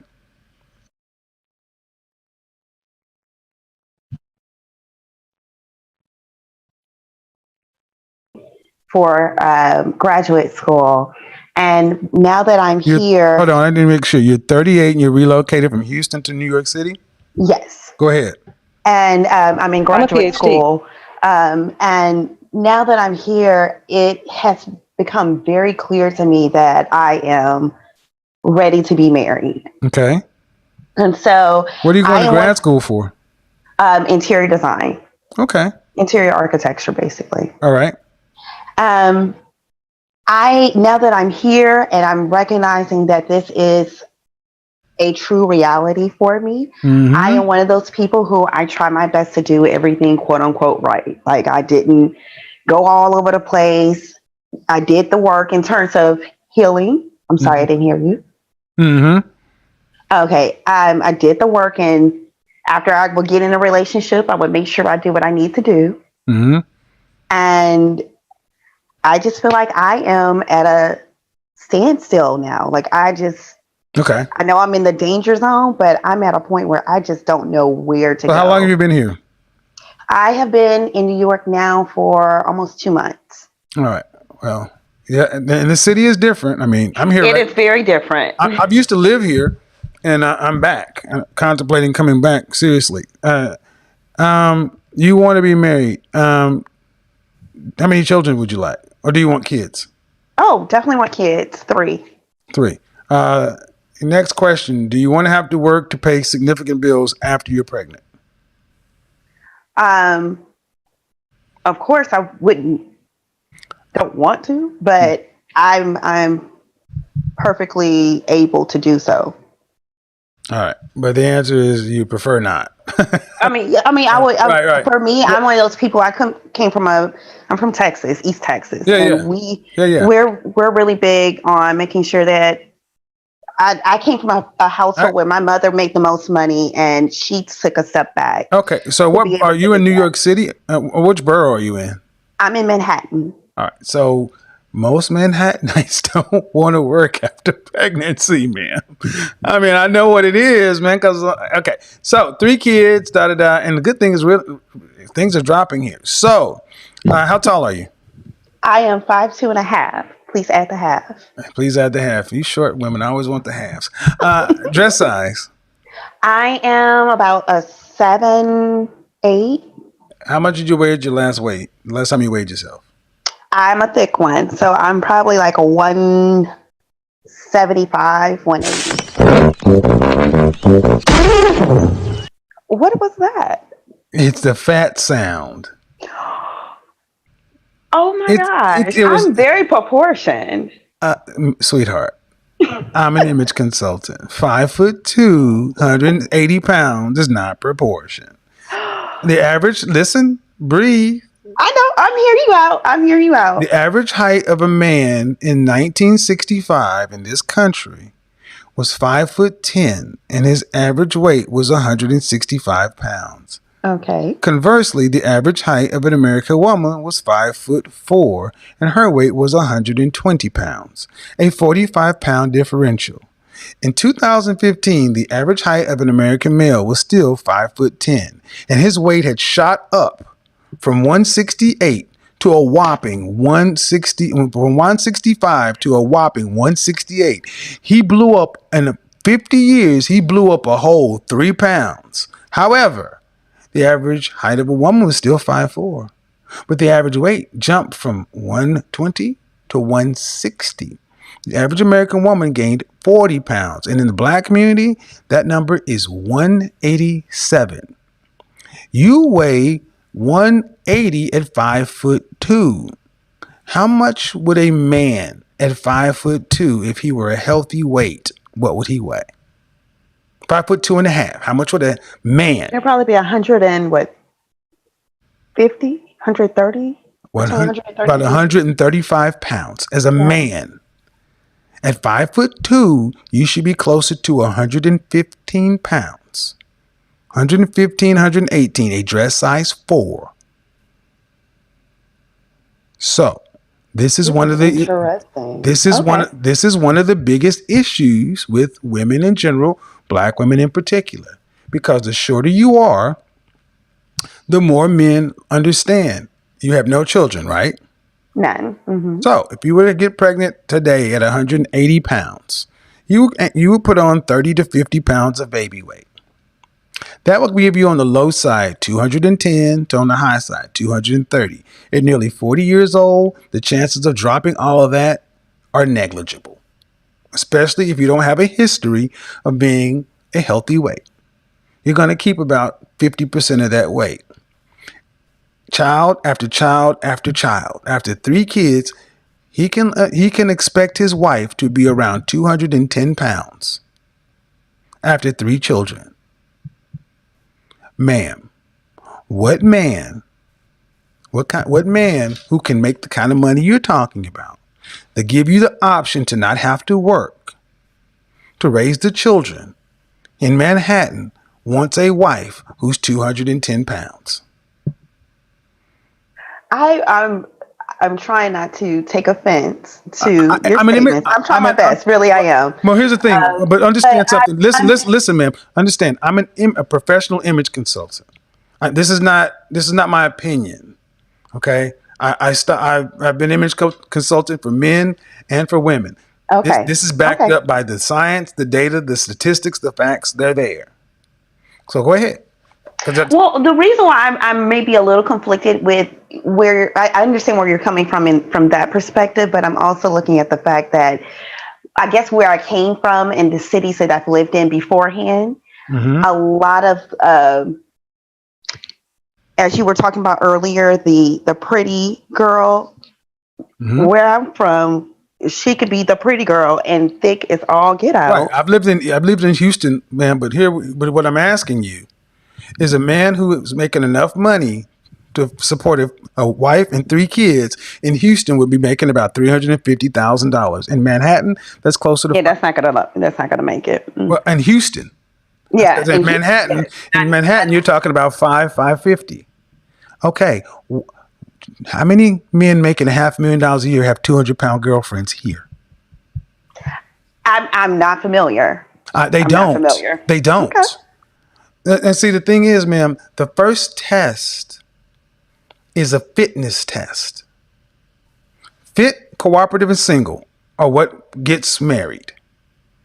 And 80% of black women fail the fitness test off rip, because whether you want to take it as I know what I'm talking about or not, the Center for Disease, what I'm saying is the Center for Disease Control, the Department of Health, the statistics calculated at blackdemographics.com, black statistics for black people, by black people, it's in. You know black women are overweight, and there's absolutely no reason at 5'2.5" you should be almost 200 pounds. You weigh more than a man. I don't care how thick the fat just fell in places where men tend to like it. But the bottom line is higher risk for diabetes, heart disease, stroke, preeclampsia in pregnancy, all kind of things. And there's absolutely no reason, because you don't have any kids. Why are you when was the last time you were a dress size 4? There was a medical reason for the increase. Okay. Which was that? What was that? Fibroids. Fibroids? Mm-hmm. I thought you were going thyroid or fibroid? Fibroids. Fibroids. What do fibroids have to do with weight increase? Okay, so that's some due diligence that can come along with that. Fibroids, you can gain a good 50 pounds depending on how many fibroids you get over time. So that, and it can be removed, but it's something that is inherent in the African American. Well, understand something, man. Okay, so fibroids, okay. My ex-wife had Graves' disease, so it's thyroid, not fibroid. Mm-hmm. No, so I'm speaking fibroid. Well, here's the thing, ma'am. Let me just cut directly to the chase. The world does not owe you or me understanding. It doesn't matter. You're still out here at almost 200 pounds at 5'2.5". No one has to care why your reasons are. You need to do something about the weight, ma'am, if you want to get married. Point blank. But wait, so maybe this is another caveat to the whole picture, because I'm only giving you one frame. Maybe also, I feel like I have had some issues with connecting with other men in regards to even when I was the size 4 and the size 6. When were you that? Probably about 4.5 years ago. Okay. And I worked in oil and gas. I was the person that worked international. I did all of that stuff. So it was a lot of stress. I have removed myself from all of that, but it's just, I don't know. I feel like I do understand. Well, yes, people are image. Well, it's not an image, man. It's what men want. No man wants his woman to weigh more than him. Ma'am. I mean, I may not have a preference for the 130-pound. Ma'am, what I'm saying is men men do not want their women to. I am 200 pounds and 6'4". Men do not want women of your size, ma'am. That's just, especially productive, competitive, successful men. You don't see successful men with large women. Especially not as a second or a second wife. If you do see them, they married them early on and they had got large as a result of children. Ma'am, fit is it. You have to be fit, or else you're not going to be in the guys you're talking about are not going to see you as wife material. They will see you as side chick, hook up, kick it with, deal with, Netflix and chill, but not seriously wife. Because again, 38 years old, you're past the wall, which is 30, and at 35, high risk pregnancy kicks in. If you've had fibroids, that's more stuff. You got a lot of things going on, and you can't put weight on top of that and expect someone to have to deal with it. They're just going to say, no, I'm just telling you the truth because I have no dog in the fight. You can accept it or not. But then even if you move the fitness to the side, there's still the masculine energy that comes with your profession. I mean, it's. I came on here to get a perspective. So Well, and there's a reason 4,000 or 5,000 women watch my show. It's not because I don't. Oh, today was my first time ever hearing you. What I'm saying is, I'm interested in just hearing. Okay, well, my show is on Monday through Friday, and there's a reason women come back consistently, and it's because one, I am an image consultant, and I do this in real life. Number one, number two, my clients are the very men that you women want. In my Facebook group, I've already had 4 couples get together inside of 90 days, and one's already talking about marriage. I'm telling you what the men that you ladies say you want, what they want. Fit, cooperative, and single. And that's what these men are going to get come hell or high water. If they're black, they prefer black, but if they can't get it, they will go somewhere else. And the thing is, your question is, ma'am, can you get to the fitness thing? I mean, yes. Okay. A simple question, yes. All right. So then do that. Then the thing about your profession, oil and gas, I'm a chemical engineer by trade, and I started out working in mobile oil. Okay. So I understand the profession. It's a masculine profession. Yeah. Yes, it's very masculine, but they don't look like me. Right. Right. So I tell women who your age, you should be kicking young girls' butt because of the professionalism, because of the wisdom of being able to know how to move in these environments. But you can't change what men want off the rip. And the closer you can get to what men want, the more you'll increase your options and opportunities. Because New York City is, there are a lot of single people here. Yeah. And you've been here for 2 months. But it's very competitive too. Very competitive. I'm a pretty competitive person. So. Okay. Last question. The longest relationship you've had with a man is how long? It was 4.5 years, but it was while I was in college, going into my master's program, my first master's. The FDA has approved a minimally invasive treatment called uterine fibroid embolization. I've had that already done. Right, somebody just sent this to me. But okay. Oh, okay, yeah, no, I've trust me, I have a very unique case. So okay, cool. They just sent it to me. So you said 4 years? 4.5 years. How long ago was that? 15 years. 15 years ago? Yes. Okay, so you're one of the women I talked about at the beginning of this broadcast. Yes. And you heard the matchmaker that was on earlier, the cancer survivor.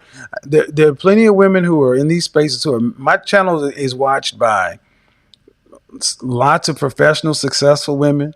I have matchmakers.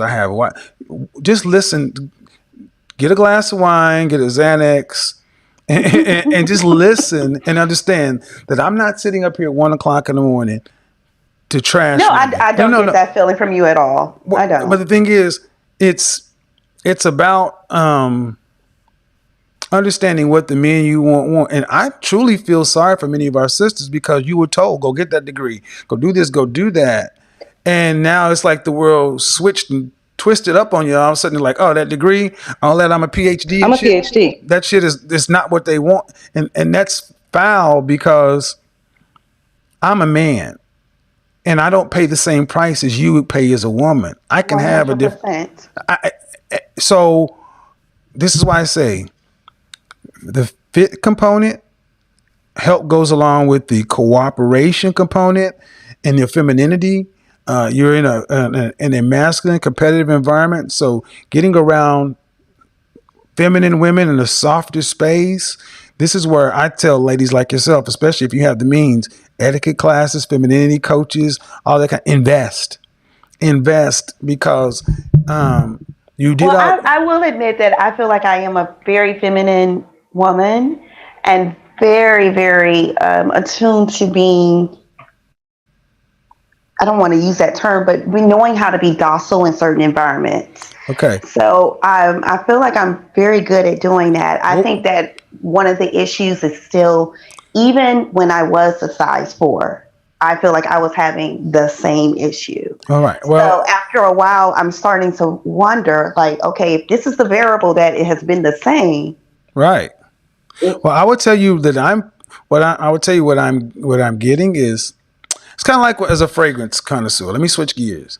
Okay. I review fragrances. A lot of them sitting behind me. And often I'll ask somebody, what's your favorite fragrance? No. Oh, I love musk. I love the smell of musk. I love the smell of musk. And I'm like, okay.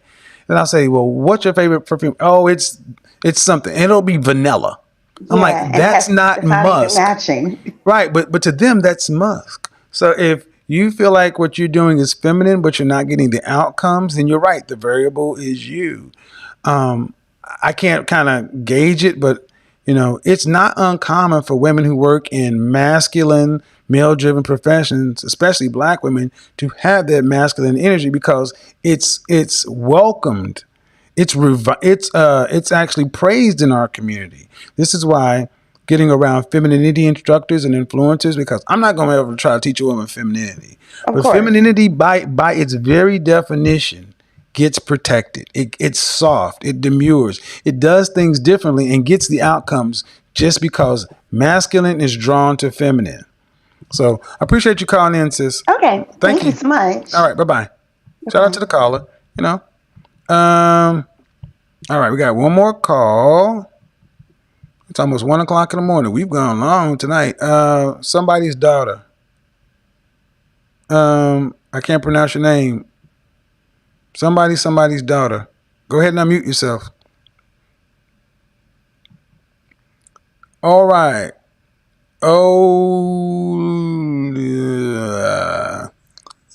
So hello? Hello? Hi.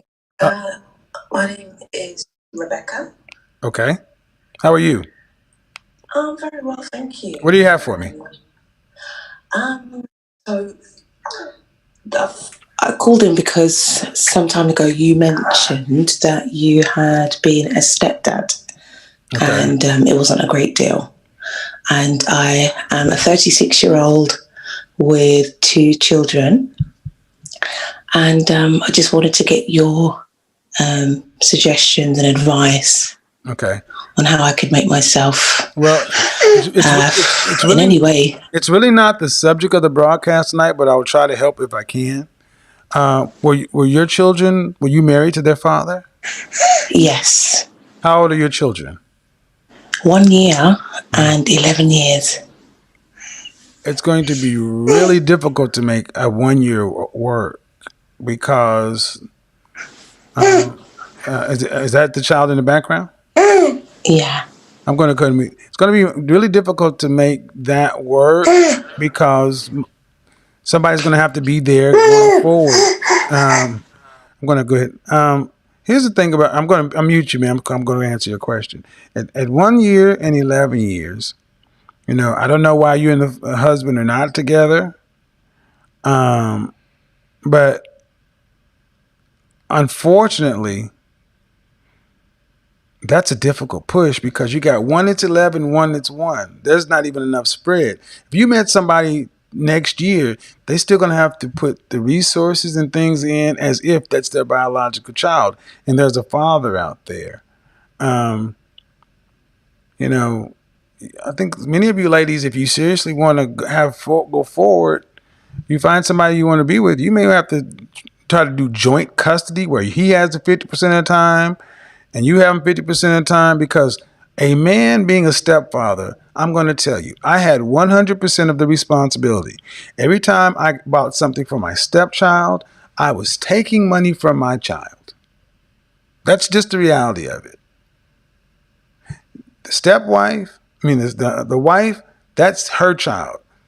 I had authority over, but he knew I wasn't his father, and there are all kind of problems with that. And at the end of the day, if and when it's over, the child is taken from the man. Men are not wanting to be stepfathers. As terrible as it sounds, ladies, it's a bad deal for men, and you need to understand that going forward. So if you want to deal with another man, you want to see what you can do with your ex. If you're serious about moving forward, custody to the father, or at least joint custody. Because I would tell you, I will never be a stepfather again. I would never do it. I would never recommend it. I would say I would never.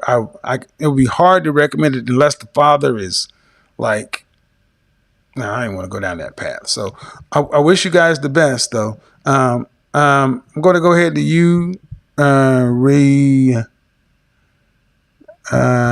get you. Have we talked? Go ahead and unmute yourself. Hello. Hi, how are you? How are you, Kevin? How are you? We've spoken before. We have. I'm the one who don't like to agree with you, but I do. You don't like to agree with me. I don't agree with you, but you're absolutely right. Why don't you like to agree with me? I do agree that women cannot be happy alone all the time. But what I wanted to add to the conversation was that I think that you made a very good point that relationships are important. We need to understand how to have better relationships, intimate and social and networking. Mm-hmm. But what I find is that since I'm raising two ladies, and it's nice to know what's happening in the current environment to understand, to navigate my parenting, I realized that in high school, the high school years and early days of college is when you should be having relationships. So you can have an idea as to what's going on, whether you've been cheated on or do certain things. And then by the time you get to college or that later year in college, you're not devastated by certain things. Mm-hmm.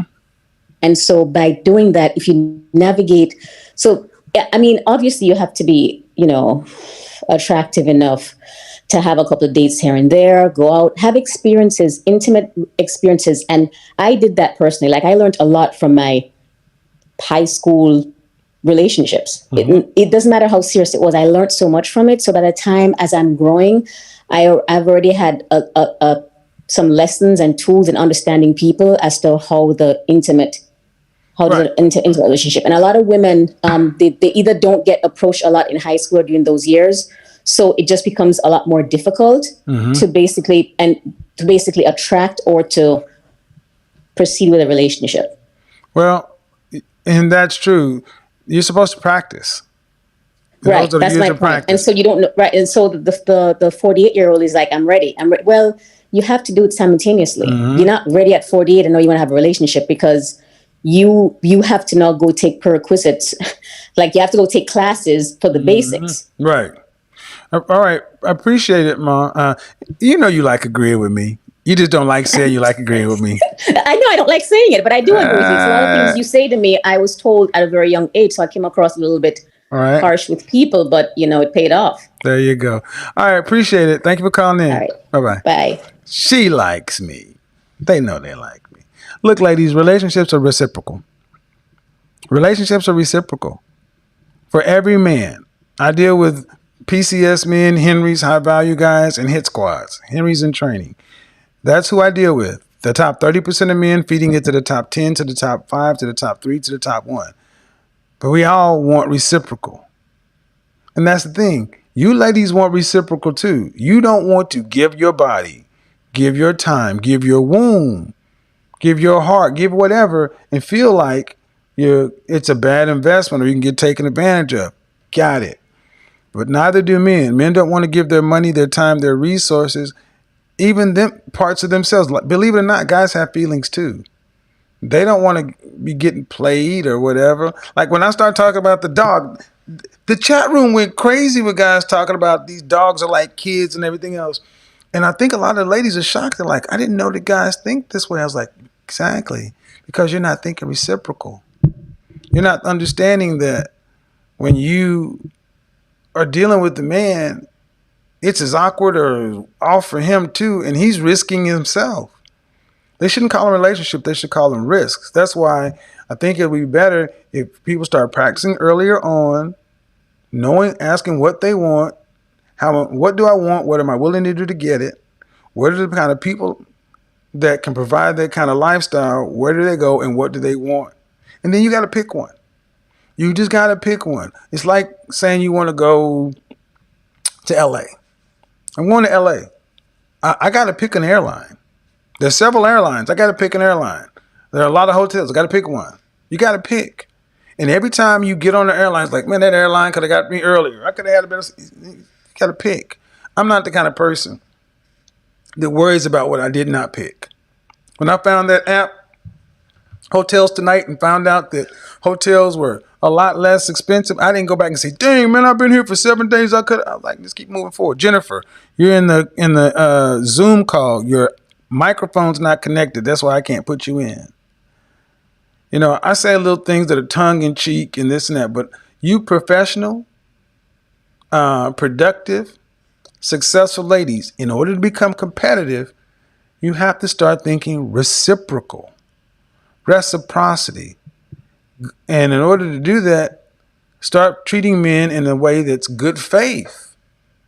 Good faith, because you don't want to blow opportunities with these guys. You don't want to blow opportunities with any guys, but certainly a guy that could actually beat that 80% that you can get. A person's only going to be at best 80% of what you want. And guess what? At best, you're only going to be 80% of what they want. I am definitely going to do this show on pretty privilege, because I don't think enough people understand. I think pretty women, or attractive women, live a completely different life that I think a lot of people could gain.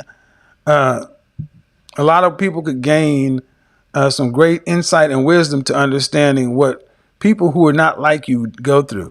It's amazing that people think, man, life would be so much better if I was this tall, I had this much money, or this or that. But people all pretty much have the same fears. And the sooner we can start having realistic conversations, get them out there to where people can start picking, being happy and comfortable with what they pick, and moving on to the next phase of life. Life is not over. Danger zone! Because you're in the danger zone. Far from it. I think in the danger zone, you should be able to make better choices than you did from 18 to 26. And that's what we're going to work to get there. Jennifer, you're still there. I don't see you there, so I'm going to go ahead and end this. Appreciate to everybody that called in. I'm going to be here through the weekend. Yep, your Godfather's going to be here through the weekend. Amazing. And don't be surprised if you look up and I'm living here, because I love some New York City. Let me go in. I'm going to go open this thing and see what some of the super chats and the questions I have. Guys, give me a second so I can get this done. The pets thing. Wow. I did not know it was going to hit like that. Ladies, cut out long distance relationships. Small pets represent unconditional love, but make no mistake, they are. Thank you. They do that. Yes, I like pets. I do, but ladies, you got to know that dudes are like, man, these little things. Look at all the guys like, yeah, man, I've gotten messages from dudes like they was trying to set the mood, get their mojo going. Like, man, them dog was getting all up in the way, man. I'm like, all right, man. See, at least a cat, you can run a cat away. The dog is going to be in your face. Yeah, crazy. Good stuff, though. Let me get to these super chats. It's past 1 o'clock. Guys, I'm going to start cutting these shows up into 15-second chunks. If you like to timestamp things on the video, feel free to do that. Because a lot of people like to know. If you don't mind timestamping where the calls happen, I'll let those stay. Let me go ahead and see. Dude says, my mom and her 3 sisters have been single since their 80s. I know. My aunt died that way. My aunt was single since the 80s. She died 2 years ago. My other one's on the way out. Yep. You don't want to die alone, ladies. You don't want to die alone. Man said, if a man bragged about making wine and dinner for himself, the world would laugh at him. Yep, that's right. T-Man says, females want the wrong dudes to be right. My ex cheated with a 20-year-old, with a 20-year-old. My so-called BF sabotaged my relationship, played the victim, now back home in NO with a bum. Worked for AT&T going on 20 years, also trading investors. See? I get it. Accountability is in it. Thank you. They say, yeah, y'all be with a man for 30 plus years, then come back out here in the streets. Yeah, you got to stop doing that. So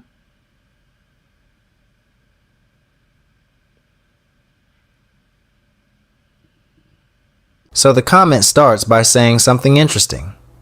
It compares the pretty women problem to the same challenge that men with money often face.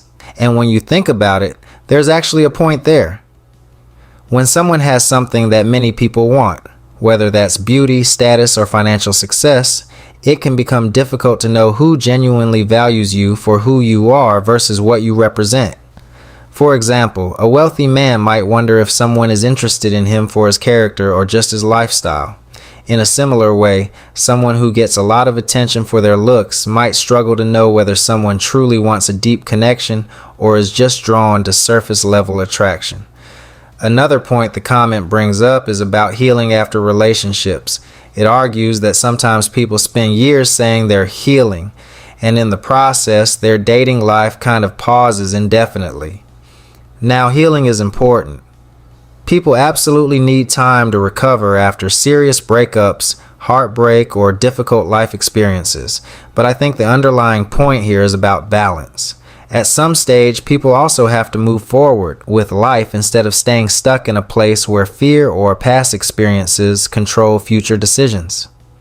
The comment also mentions something interesting about education and relationship goals. It raises the question, if someone works extremely hard to earn advanced degrees and build a demanding career, but their long-term goal is ultimately to be a stay-at-home parent, how do those choices align? That's actually a conversation happening more and more today. A lot of people are trying to figure out how career ambitions, family life, and relationship expectations all fit together. And then there's another important point about desperation and loneliness in dating. The comment suggests that when someone approaches dating from a place of fear of being alone, fear of missing out, fear of time running out, it can sometimes push people into decisions or behaviors that make genuine connection harder. Confidence and emotional stability often play a big role in attraction and long-term relationships. Finally, the comment ends on a more reflective note about not living in fear of the future.